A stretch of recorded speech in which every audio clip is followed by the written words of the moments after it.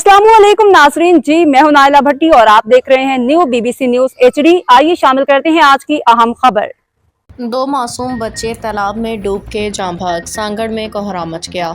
Bureau chief वकार भट्टी, नवाही इलाके नवाबाद में एक दिलखराश वाक़या के दौरान 2 मासूम बच्चे तालाब में डूब के जाँ भाग हो गए। जाँ भाग बच्चों में 4 साला सदफ और 5 साला फराज शामिल हैं। तफसीलात के मुताबिक दोनों बच्चे दोपहर के वक्त घर से खेलने के लिए निकले थे, मगर कुछ देर बाद इत्तला मिली कि करीबी तालाब में डूब गए हैं। मुकामी अफराद की मदद से दोनों बच्चों को फौरी तौर पर तालाब से निकाल के सांगड़ सिविल अस्पताल मुंतकिल किया गया, मगर डॉक्टर्स ने उनकी मौत की तस्दीक कर दी। वाक़ई की इत्तला मिलते ही बच्चों के घर में कोहराम मच गया। वालिदैन पे गशी के दौरे पड़ने लगे, जबकि इलाका सोगवार हो गया। मासूम बच्चों की नागहानी मौत ने अहले इलाका को गहरे दुख में मुब्तला कर दिया है। हर आंख अश्कबार है और बच्चों के घर में सफ़ी मातम बिछ चुकी है।